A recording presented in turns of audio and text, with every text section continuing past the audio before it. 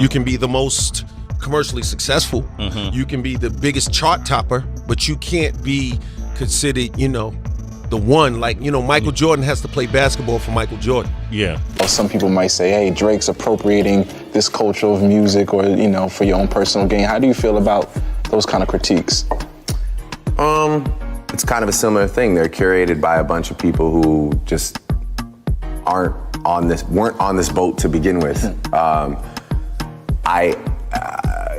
Even the definition of appropriating a culture is not supporting that culture, doing songs with people who are deeply rooted in that culture, giving opportunity to people who are in that culture. That's not appropriating. Appropriating is taking it for your own personal gain and denying that it was ever inspired from this.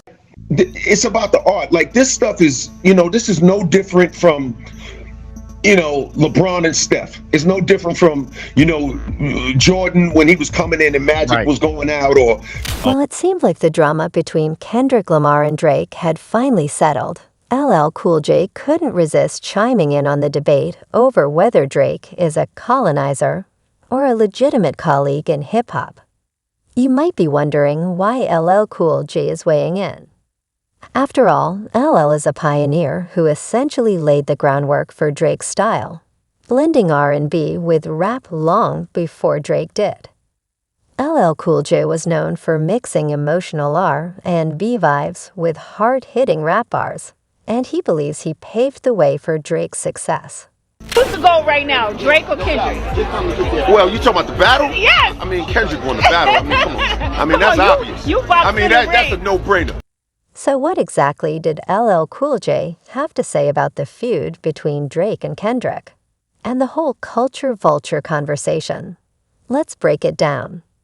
LL Cool J made his mark back in 1984 when he became the first artist signed by Def Jam.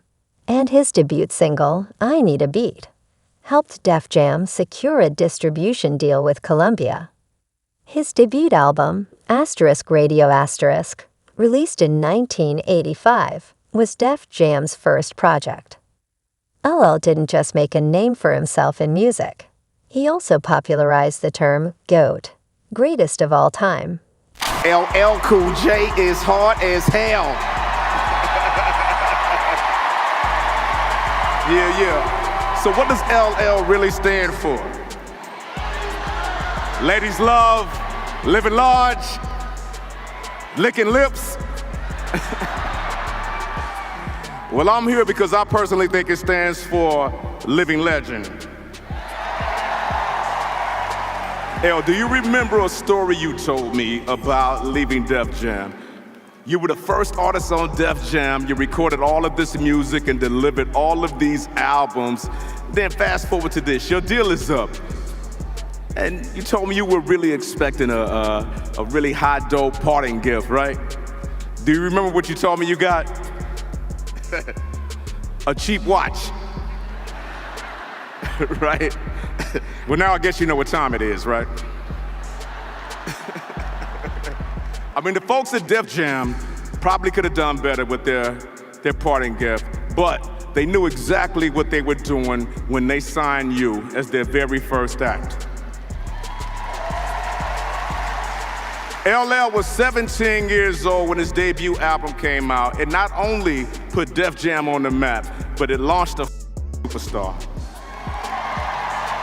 LL Cool J gave us 13 studio albums over 3 decades. How about that? He went from the sonic brutality of Mama Said Knock You Out to a silky ballad like I Need Love, right? And also smooth R&B and pop influenced songs like Around the Way Girl, Doing It, Going Back to Cali, I Don't Think So. L, you know that old hip hop term, right? It ain't where you're from, it's where you're at, right? Where do you live now, LL? California.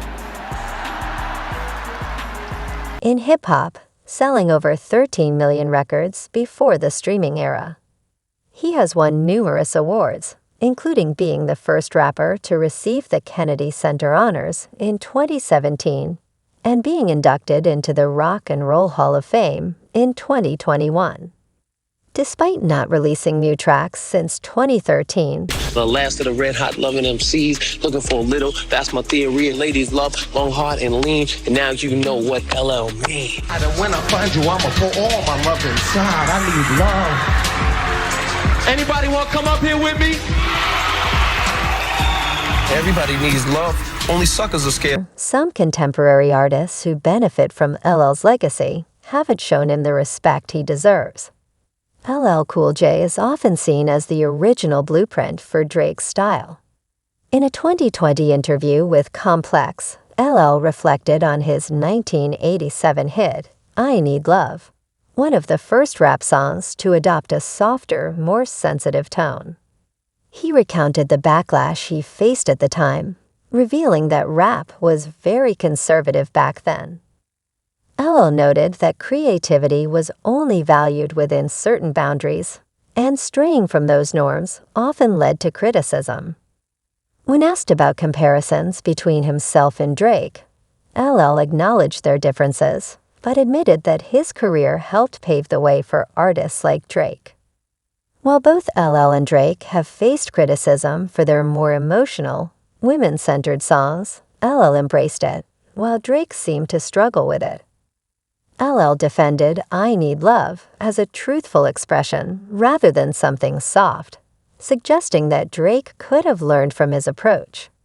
Instead of staying true to the image that launched his career, Drake seemed to overcompensate, trying to project toughness and rapping about street connections. He even compared himself to Michael Jackson and declared himself the GOAT of rap. Following Kendrick Lamar's popularity vote victory in their beef, Drake deleted several Instagram posts promoting his diss tracks against Kendrick and shared photos of himself at his son Adonis's soccer game with the caption, "Goats don't worry about one-trick ponies." According to LL Cool J, there's a key reason Drake might not qualify as the GOAT by LL's standards.